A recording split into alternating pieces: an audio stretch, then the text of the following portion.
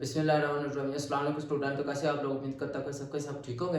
आज की हमारी एक्सरसाइज है जी 1.3 new book 9th class chapter number 1 real numbers. Chapter number 1 का नेम रियल नंबर्स। तो क्वेश्चन उसने दिया हुआ है जी हमें क्वेश्चन नंबर 5। इससे जो पहले वाले क्वेश्चन है वो हमने इससे पहले वाली वीडियो में बनाए थे, वहाँ पर इसके स्केल के बारे में सारी चीज़ें बताई थी डिटेल के साथ।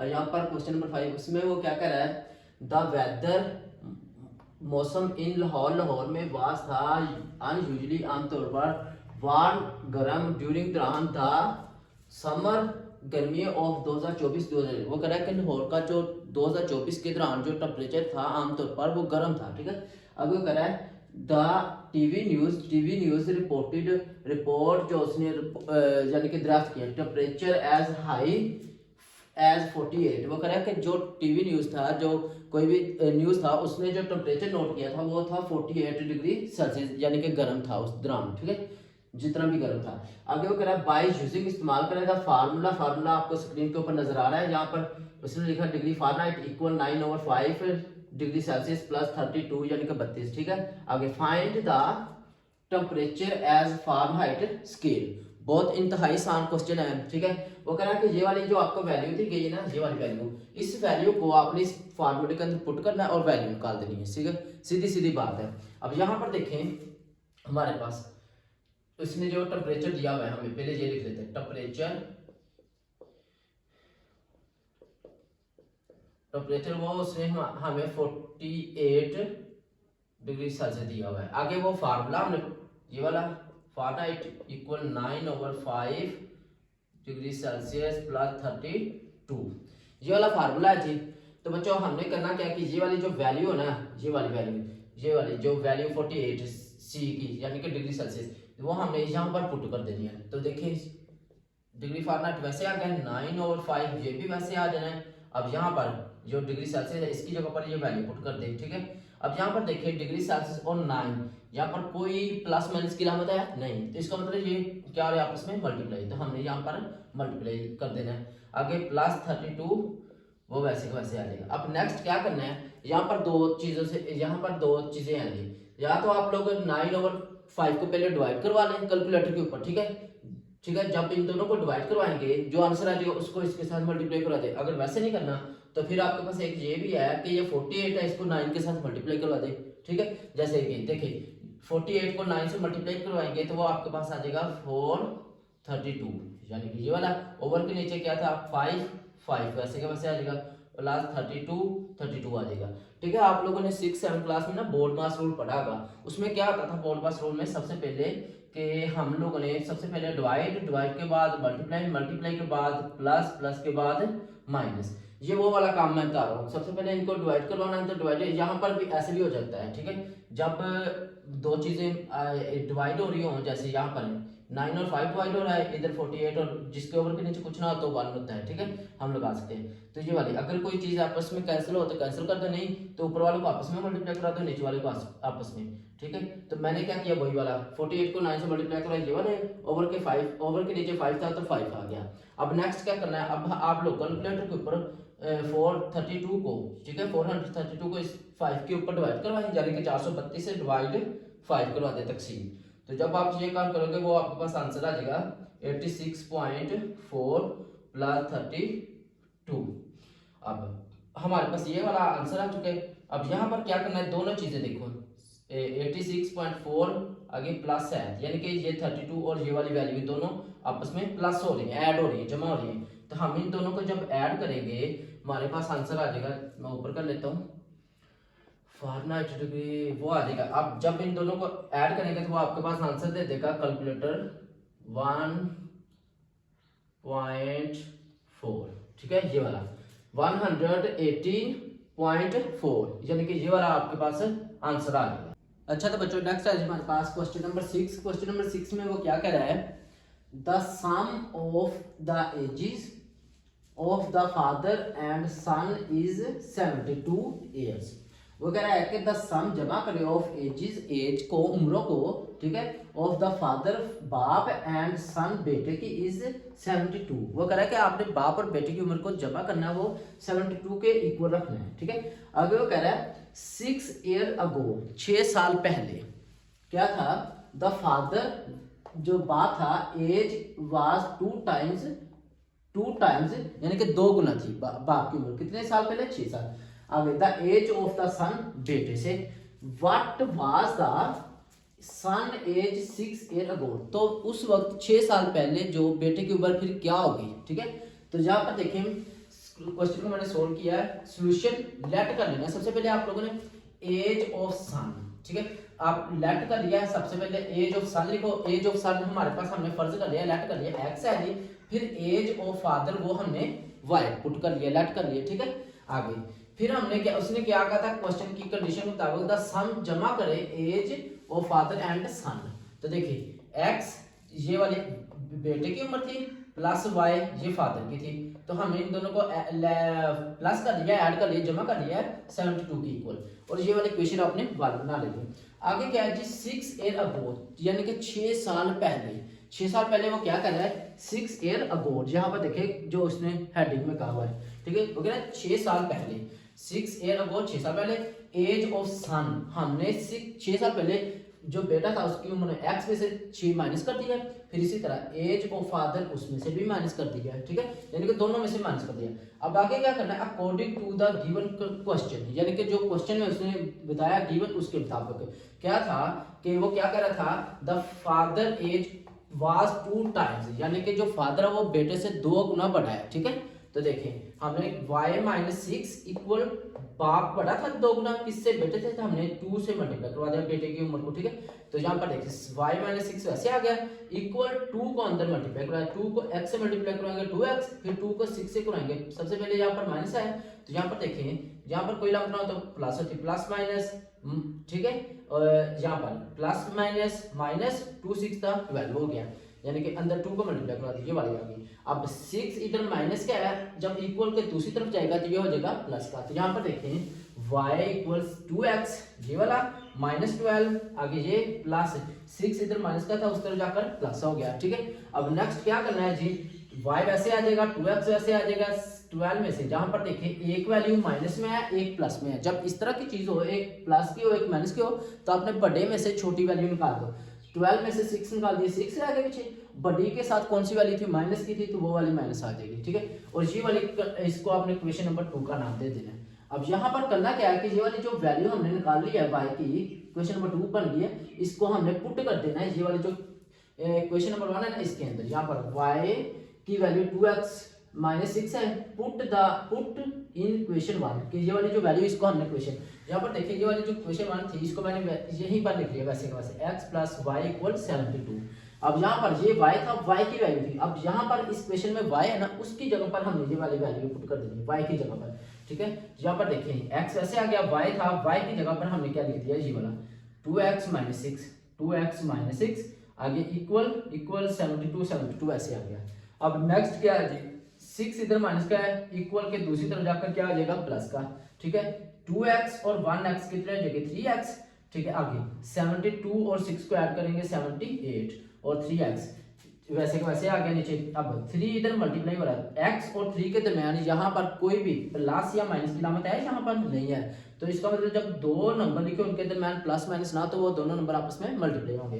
3 इधर मल्टीप्लाई हो रहा है, दूसरी तरफ जाकर डिवाइड हो जाएगा, ठीक है। तो इसको अब हमने 3 1 दा 3, आगे 3 2 दा 6, 3 2 दा और 1 इधर 8 को दे देंगे, 8 के साथ लिख देंगे, 3 6 दा 18 होता है, तो 26 ये वाला हमारे पास आ चुका है पीछे, x की वैल्यू हमने नोट कर दी। अब ये बेटे की उम्र, ठीक है, वो उसने कंडीशन में क्या कहा था कि 6 साल पहले, 6 ईयर अगो यानी कि 6 साल पहले, उस वक्त बेटे की उम्र क्या होगी, ठीक है। तो 6 साल पहले, अब ये तो मौजूदा आई ना, तो अब वो करें 6 साल पहले की जो उम्र थी वो कितनी होगी, तो हमने यहाँ पर लिखा है 6 ईयर अगो, वहां पर यहाँ पर देखें 6 ईयर अगो, तब बेटे की उम्र हमने यहाँ पर पुट की थी 6 एज ऑफ सन वो थी x माइनस 6, ठीक है। तो यहाँ पर देखिए ये वाली x की वैल्यू है, x की वैल्यू ये x की जगह पर हमने ये वाली वैल्यू पुट कर देनी है, x था तो x की जगह पर 26 माइनस वैसे आ गया 6 आ गया, 26 में से 6 निकाल दिए, पीछे रह जाएगा 20 ईयर्स, यानी कि 6 साल पहले बेटे की उम्र 20 साल थी। सन एज 6 ईयर अगो यानी कि 6 साल पहले बेटे की उम्र ये 20 ईयर थी, ठीक है। अच्छा तो बच्चों नेक्स्ट है हमारे पास एक्सरसाइज 1.3 का क्वेश्चन नंबर 7। क्वेश्चन नंबर 7 में वो क्या कह रहा है कि मेरा मेरा बाउट खरीदती है तो एक खिलौना है फार के यानी कि कितने का वो कह रहा है कि खरीदती है जी कितने रुपीस का 1500 रुपीस का खरीदती है खिलौना है। ठीक है, आगे वो कह रहा है एंड और सोल्ड फार और वो सोल्ड कर देती है यानी कि बेच देती है फरोख्त कर देती है कितने का 1520 रुपीस का।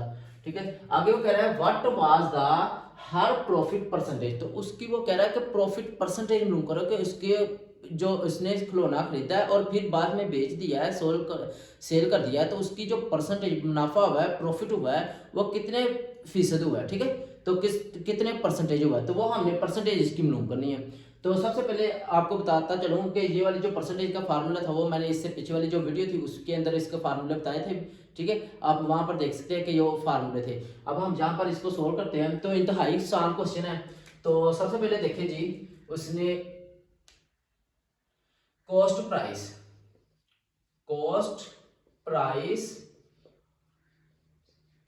ऑफ टॉय वो कितने की है जी। कॉस्ट प्राइस कहते हैं यानी कि कितने की खरीदारी की कितने का उसने खरीदा है टॉय यानी कि खिलौना कितने रुपीस का वो रुपीस थे उसके ये वाले। ठीक है, 1500 रुपीज। आगे वो कह रहा है उसने सोल्ड प्राइस यहां पर उसने चीज खरीदी या बाउट खरीदा है। ठीक है, आगे वहां पर देखे सोल्ड कर दिया उसने सोल्ड प्राइस वो है जी उसकी टोए टोए की 1520 रुपीज यानी कि इतने का उसने सोल्ड कर दिया बेच दिया। ठीक है, अब देखिए हमने मालूम क्या करना प्रॉफिट परसेंटेज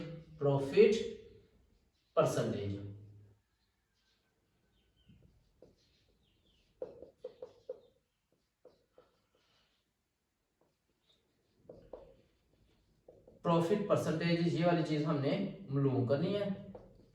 ठीक है, अब देखिए सबसे पहले हमने परसेंटेज के लिए हमें प्रॉफिट का पता होना जरूरी है कि प्रॉफिट हुआ कितना है sorry.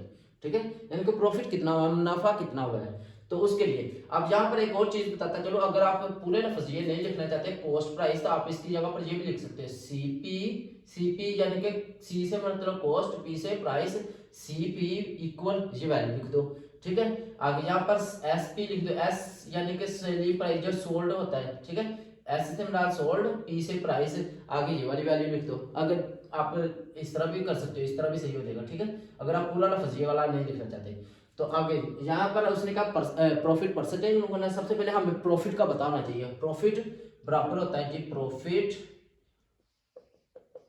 Equal sold price minus cost price यानी कि सोल्ड प्राइस हमने जो सेल कर दिया बेच दिया वो कितने का बेचा है आगे माइनस है जी कॉस्ट प्राइस यानी कि हमने खरीदा कितने का था।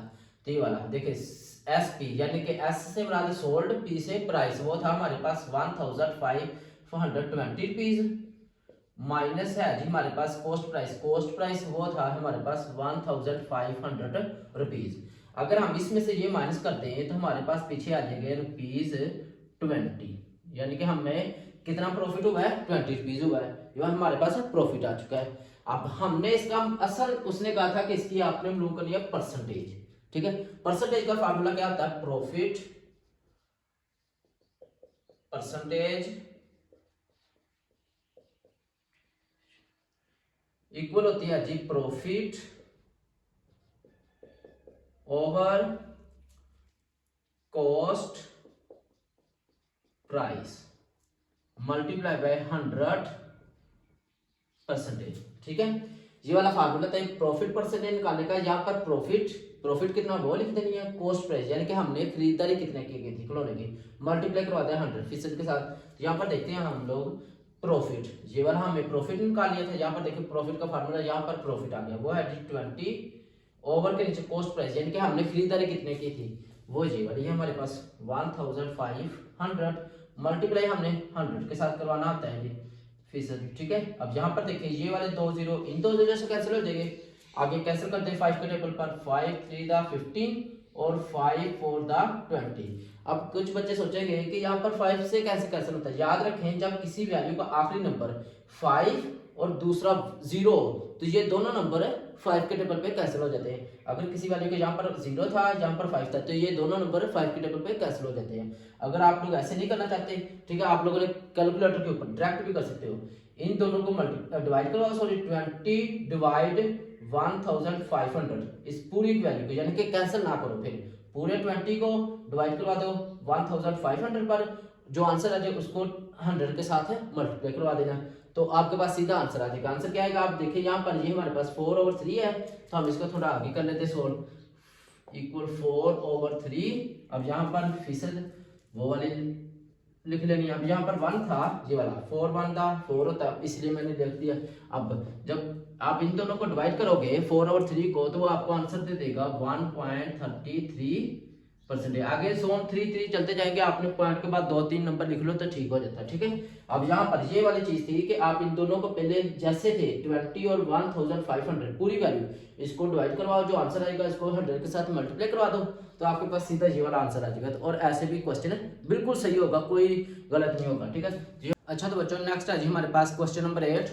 क्वेश्चन नंबर 8 में वो क्या कर रहा है, the annual income of Tayyab is है कितने रुपीज है जी, वो कर रहा है 9,60,000 यानी कि 9,60,000। तैयब की वो एनुअल कहता है कि एक साल की जो इनकम है वो तैयब की 9,60,000 है, वाइल द एग्जेम्प्टेड अमाउंट, ठीक है, एग्जेम्प्टेड अमाउंट इज है जी कितनी है जी, वो रुपीज 1,30,000 यानी कि 1,30,000।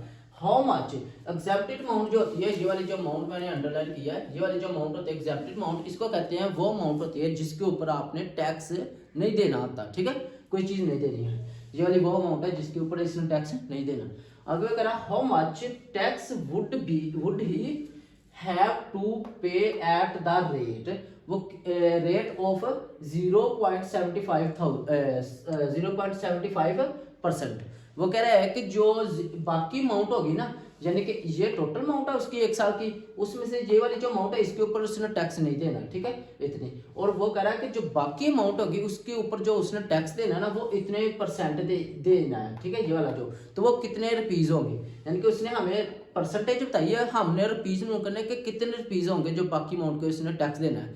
तो ठीक है, सबसे पहले देखिए यहाँ पर मैंने ये दो चीजें लिख ली थी, एनुअल इनकम ऑफ तैयब की एक साल की इनकम, यहाँ से क्वेश्चन आपने सोल्व करना है, ठीक है। वो कह रहा है कि तैयब की एनुअल इनकम थी 9,60,000, फिर वो एग्जेम्प्टेड अमाउंट जिसके ऊपर यानी कि उसने टैक्स नहीं देना, और तैयब यहाँ पर तैयब लिख लेना है, वो है जी 1,30,000 यानी कि 1,30,000। अब हमें सबसे पहले ये मालूम करना होगा कि कितनी वैल्यू है, रकम है जिसके ऊपर उसने टैक्स देना है, ठीक है, क्योंकि इतनी ये वाली वैल्यू इसका टैक्स नहीं देना, बाकी जो अमाउंट होगी उसके ऊपर उसने टैक्स देना, तो हमें पहले वो मालूम करनी होगी।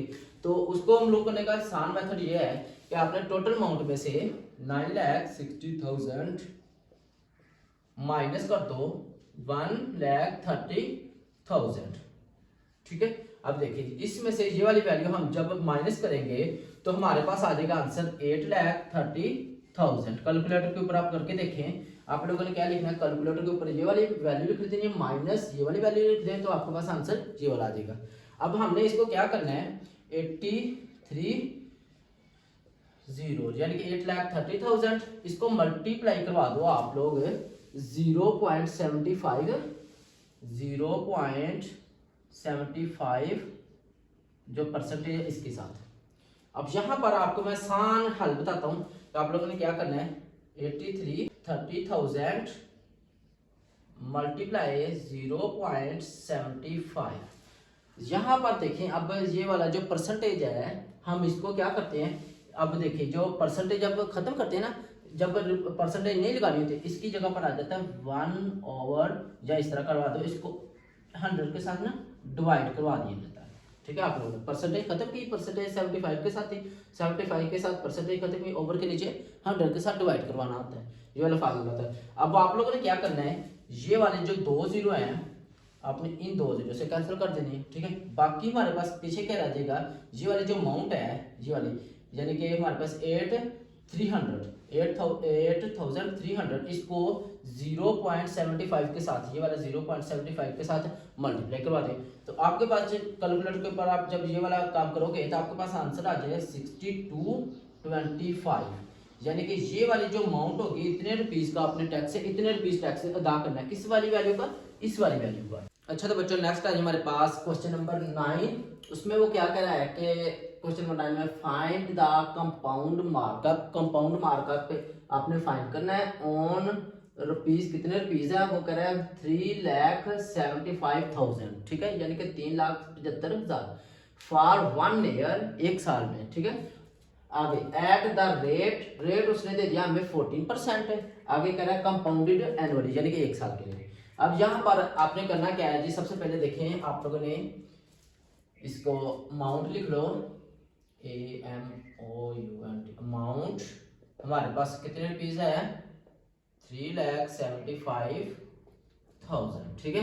उसके बाद हमारे पास टाइम कितने हैं, यानी कि टाइम हमारे पास है जी 1 ईयर, ठीक है, 1 ईयर का टाइम था। उसके बाद रेट हमें उसने कितना दिया है, वो है जी हमारे पास 14%,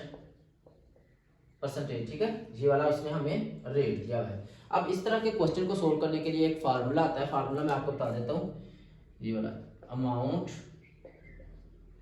equal P into 1 plus R over 100 over T ऊपर। ये वाला फार्मूला है, इसमें क्या करना होता है कि ये वाले फार्मूले के अंदर कीमतें, इस फार्मूले के अंदर कीमतें पुट करो और क्वेश्चन सोल्व कर लो, यानी कि थोड़ा सा काम मुश्किल होता है इसके जरिए। P का मतलब होता है प्रिंसिपल अमाउंट और R का मतलब होता है जी रेट और T का टाइम मतलब होता है, ठीक है। तो ये वाली चीज़ अगर हम इसके जरिए करें थोड़ा टाइम ज़्यादा लगेगा, थोड़ा काम टफ होगा। अगर मैं आपको इससे इजी मेथड से करवा दूँ, बिल्कुल आसान मेथड है, देखें आप लोगों ने क्या करना है जी, यहाँ पर लिखना है 14 और यहाँ पर परसेंटेज को अगर हम खत्म करेंगे तो आपको पता है पिछले वाले क्वेश्चन में किया है कि परसेंटेज को खत्म करने के लिए हमें ओवर के नीचे 100 से डिवाइड करते हैं, क्योंकि परसेंटेज 100 के बराबर होती है। आगे मल्टीप्लाई करवा दो 3,75,000 यानी कि 3,75,000 के साथ। और यहाँ पर ये वाले 2 जीरो इन 2 जीरो से कैंसिल हो जाएंगे, बाकी हमारे पास क्या रह जाएगा 40 मल्टीप्लाई बाय 375 और ये वाला एक जीरो पीछे रह गया था। अब इन दोनों वैल्यू को इसको और इसको मल्टीप्लाई करवाओ कैलकुलेटर के ऊपर, तो आपके पास आंसर आ जाएगा 52,500, यानी कि ये हमारे पास आंसर आ चुका है। तो देखिए कितना इजी मेथड है, अगर आप उसके अंदर कीमतें पुट करें क्वेश्चन सोल्व हो जाएगा, थोड़ा सा काम टफ हो जाएगा, मुश्किल है आपके